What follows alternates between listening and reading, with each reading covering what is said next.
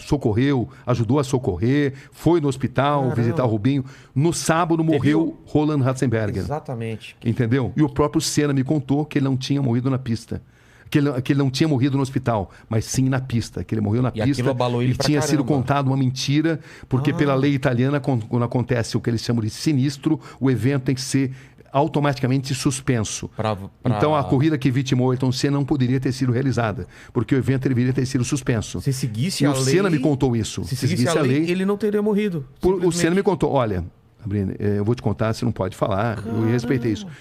O Ratzenberger morreu na pista, não morreu no hospital, mas está sendo divulgado que morreu no hospital para possibilitar a realização do evento. O Senna não queria correr, estava muito abalado, porque ele se sentia sob pressão, pela falta de segurança dos carros da Fórmula 1 naquela época, muita mudança. pelo fato de ele ter lutado muito para ir para o Williams, e quando ele chega na Williams ele encontra um carro totalmente desequilibrado, e era difícil explicar para o público que o carro que no ano anterior tinha suspensão ativa e que nadava de braçada em relação aos concorrentes, era um carro pior que o do Schumacher, cuja Benetton estava burlando o regulamento.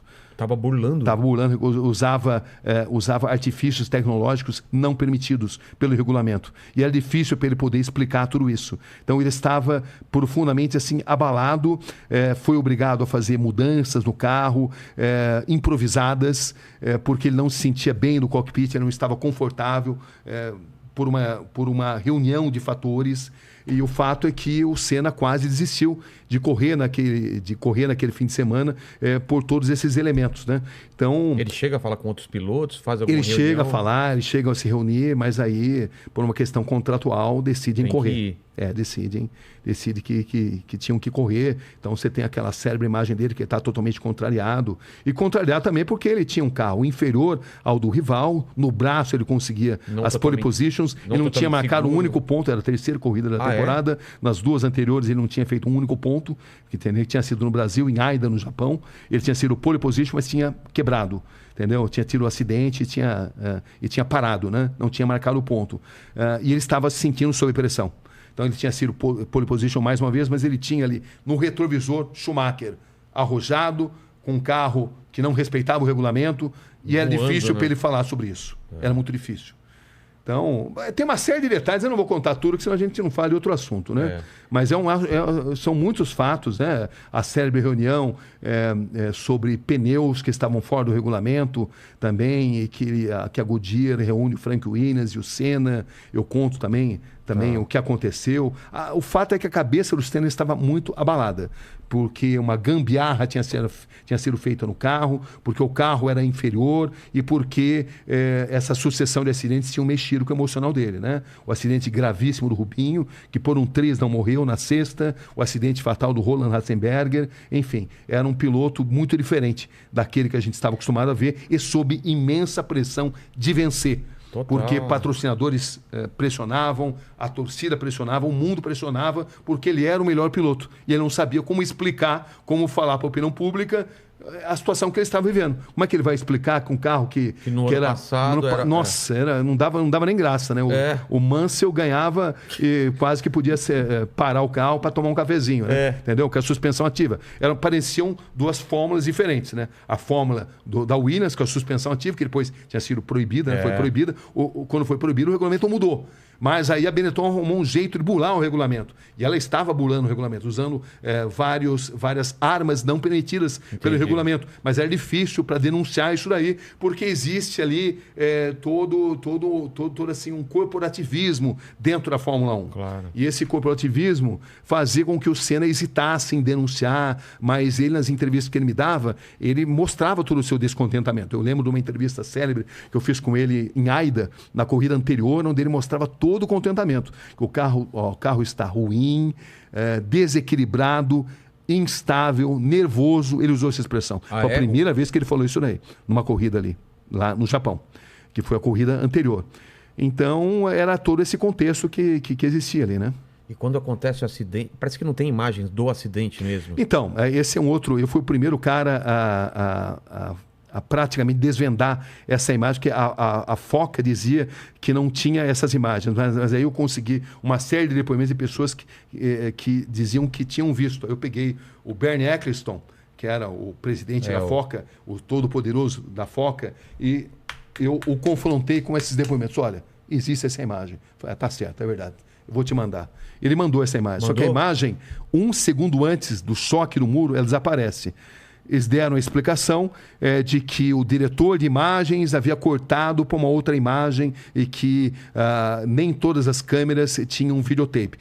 Muita gente não acredita nisso, o establishment estranho, né? Não acredita, da mesma forma que muitos pilotos afirmam textualmente que o Senna morreu na pista. Nicola Larini, por exemplo, agora quando fez 20 anos da morte, me deu uma entrevista histórica muito importante também, onde ele afirma textualmente que, por tudo que ele sabe, o Senna morreu na pista e que isso não pôde ter sido divulgado exatamente por as razões que eu mencionei aí, né? E que a corrida teria que ter sido paralisada e também havia um protecionismo ali para o Williams. A Williams não teve culpa da morte do Senna. O Senna sabia dos riscos que ele corria, mas digamos que haveria um risco maior se esses fatos aparecessem, né? Então, o establishment da Fórmula 1 se protege, um protege a do outro para evitar que determinados fatos apareçam. E eu, nessa fase, eu trabalhei muito nas investigações. Essa imagem eu fui o primeiro a mostrar, como fui o primeiro a mostrar a imagem do capacete do Senna, que ninguém mostrava também.